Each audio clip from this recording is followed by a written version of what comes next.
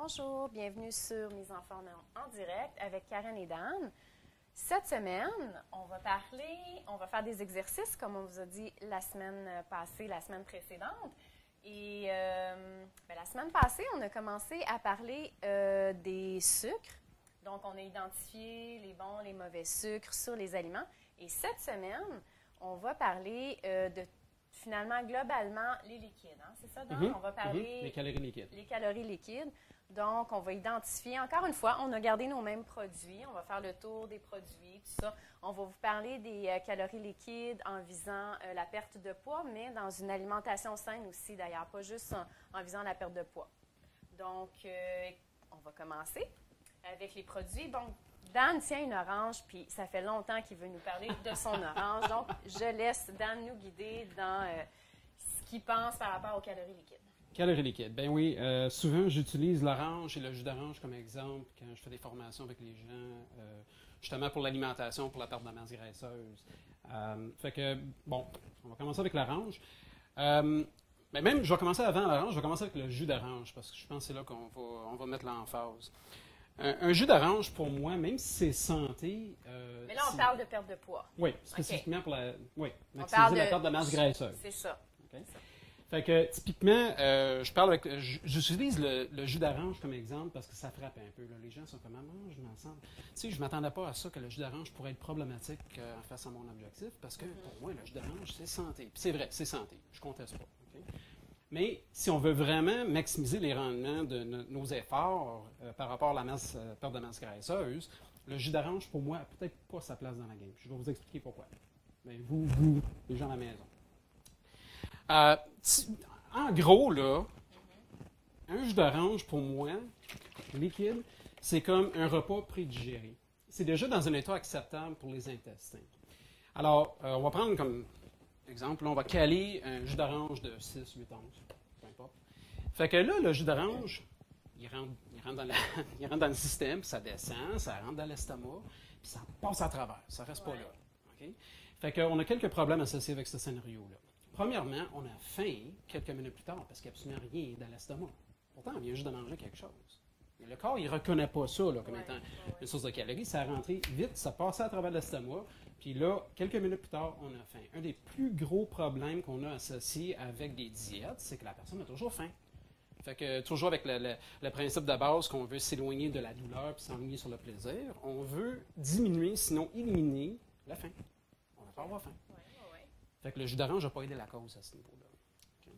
Puis là, c'est ça. Un, on a faim, mais deux, on a manqué une chance d'augmenter le métabolisme. Oui, parce que le métabolisme ne travaille pas. Du liquide, c'est plus facile à descendre, à digérer que du solide. Exactement. Fait que là, on a manqué une chance de booster le métabolisme, parce que quand on mange quelque chose, puis les gens à la maison peuvent essayer ça, manger un repas solide. OK, je recule 20 minutes avant. Asseyez-vous dans votre chaise préférée, là, et prenez vos fréquences cardiaques pendant 15 secondes. Notez ça, x4 là, pour avoir vos battements pour 1 minute. Notez ça quelque part. Allez manger votre repas, puis assurez-vous de manger un repas solide, là, okay? Puis un bon repas. 20-30 minutes après votre repas, asseyez-vous encore une autre fois dans votre chaise préférée, là, puis reprenez vos fréquences cardiaques. Moi, je serais prêt à parier que vos fréquences cardiaques sont plus élevées. Oui. OK. Mais pourquoi? Pourtant, on associe une augmentation de fréquence cardiaque avec l'activité physique. Mais la personne a fait rien. Non, mais notre corps travaille. Notre effectivement. métabolisme est en train d'essayer de Exactement. C'est en plein ça. Et puis, c'est quelque chose qu'on veut encourager. Parce que si on veut effectuer une perte de masse graisseuse, on veut booster le métabolisme. On veut forcer le corps à brûler plus de calories que normal. Alors, le jus d'orange ne nous aide pas dans notre cause. Et puis, en plus, c'est quand même un sucre. Même si c'est un sucre naturel, c'est un sucre qui rentre rapidement, puis ça crée une augmentation d'insuline, comme on a mentionné la semaine passée. C'est un des défis associés avec beaucoup de sucre qui rentre dans le système. Ça booste le métabolisme, pas le métabolisme, mais l'insuline. Fait que, on a quelques scénarios problématiques par rapport à ce jus-là, puis c'est pour ça que j'essaie d'éviter tout ce qui est forme liquide. Donc, quelqu'un qui sera en perte de poids, tu recommandes de ne pas prendre de liquide, pas prendre de liquide du tout quand même. Vous buvez plus, pas en toute personne.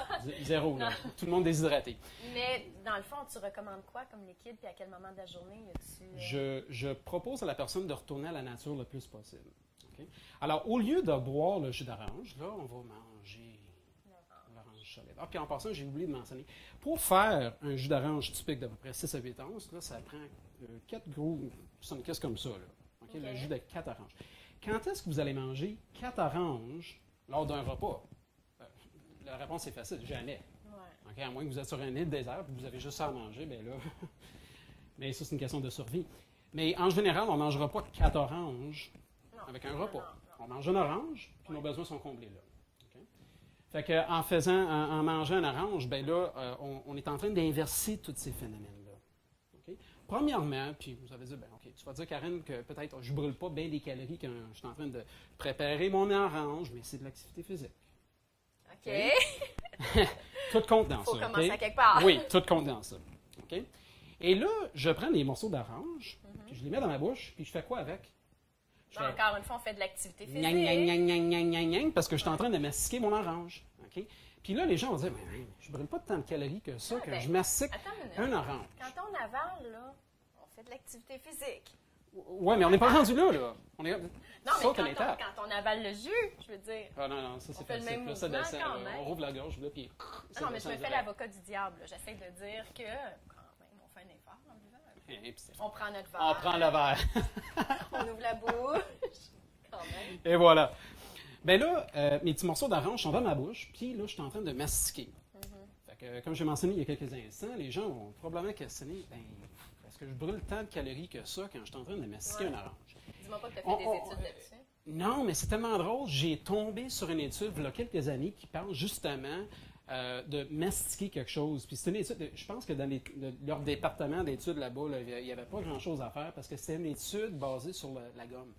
Les gens qui mangent la gomme régulièrement tous les jours. Oui, j'en ai entendu parler. Oui, puis très intéressant. D'ailleurs, je l'ai utilisé dans le livre là, comme anecdote, parce que j'ai trouvé ça tellement cute. Fait que, c'est ça. Fait que la personne qui mange la gomme régulièrement tous les jours est en train de brûler des calories.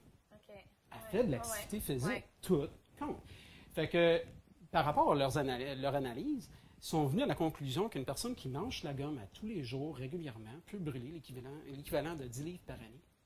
Juste en mangeant la gomme. Alors là, on mange la gomme, puis on pense pas que ça a un impact, mais oui, tout compte dans ça. Tout. Donc, mastiquer notre orange, bingo! Notre orange. On est en train de mastiquer notre nourriture, quelque chose qu'on ne fait pas avec un jus. Ou n'importe quoi en forme liquide. Okay? Là, les petits morceaux d'orange là, sont mastiqués, mais ne sont pas tout à fait dans un état acceptable pour les intestins. Fait qu'ils vont descendre, puis ils vont atterrir quoi, où? Dans l'estomac. Okay? Et là, ils vont freiner là. Parce qu'on a de quoi faire avec. Là, on vient juste de régler 2 autres problèmes. Un, on a moins faim. Parce qu'il y a quelque chose de solide. Là. Okay? Et deuxièmement, on booste le métabolisme un peu. Parce que le corps doit faire quoi? Il doit travailler fort pour digérer l'orange qu'on a mangé. Okay? Troisièmement, le sucre dans cette orange-là, là, si on parle d'un jus 100%, okay? Si on parle d'un jus 100% versus l'orange, c'est le même sucre.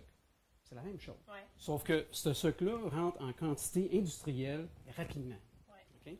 Tandis qu'avec un orange, le sucre rentre lentement. Pourquoi? Parce que c'est plein de fibres. Okay?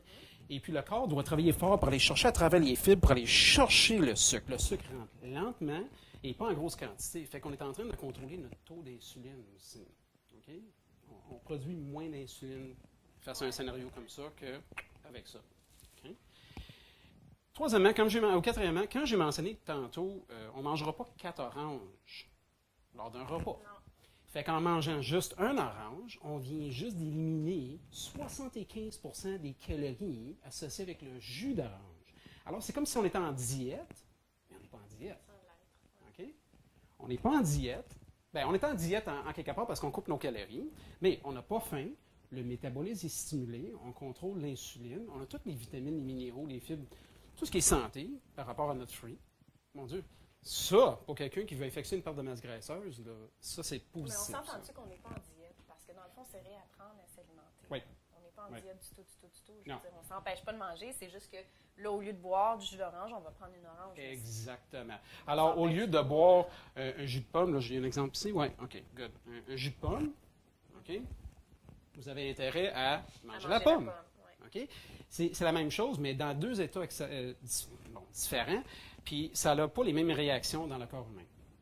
Okay? Bon, juste pour dire qu'est-ce que je fais avec les calories liquides quand j'en propose, c'est souvent pour des gens qui veulent grossir ou gagner du poids. Parce qu'on veut faire l'inverse de ce qu'on fait avec les gens qui veulent perdre du poids. Fait qu'on est en train de comme inverser les règlements.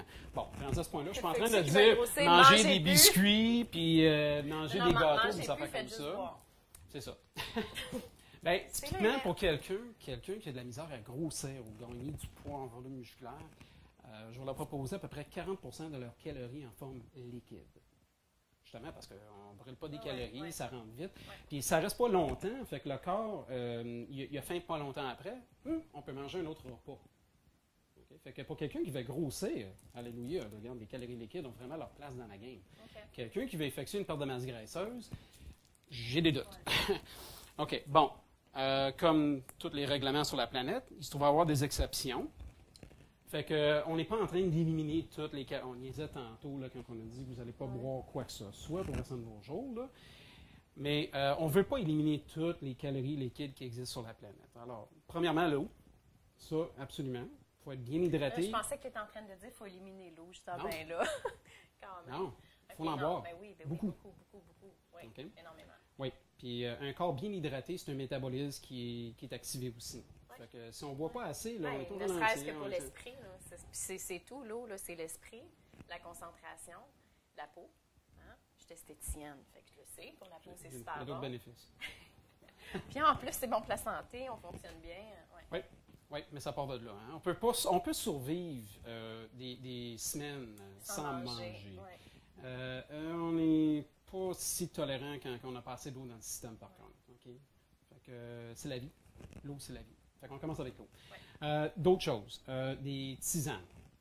Pas de problème là. N'importe quelle tisane tu recommandes, toi? N'importe quelle tisane. Honnêtement, là, ça n'a pas vraiment d'impact. C'est tellement sans valeur calorique qu'on n'en parlera pas. Le café. OK. Ça, c'est acceptable. Il n'y a pas de problème là. Ben attends, on peut boire du café. Si on est en perte de poids ou en gain de poids, le café n'aura pas d'impact. On s'entend-tu que trop de caféine dans une journée? C'est problématique pour la santé. N'oubliez pas un petit peu de café, c'est bon. Ouais. 1 ou 2 cafés par jour, ça passe, c'est correct, même qu'il y a des bénéfices au café, ça on en parlera une autre fois. Par contre, une cafetière par jour, définitivement, diète, pas diète, là, perte de poids, gain de poids pour la santé, c'est pas recommandé. Quand même. C'est tout en modération. Hein? Oui. Fait que, on va en prendre des cafés, mais pas trop. OK. Fait que, oui, on a dit l'eau, on a dit les tisanes, le café, le thé. Les breuvages à base de soya. OK? Puis là, on parle, parce que là, on parle de perte de graisse, il faut éliminer le sucre, comme on a fait la semaine passée. Le sucre, ça fait partie des ingrédients dans notre lait de soya souvent, parce qu'ils ont des saveurs. Hein? Fait que si vous êtes capable de l'envaler, j'irai avec un lait de soya naturel. OK? Et en dernier, le lait écrémé ou du 1%. Okay? Très acceptable. Okay? Même, on voit que la qualité de protéines dans le lait, puis on court après de la protéine en passant. Fait que la qualité de protéines dans notre lait est de très haute valeur biologique.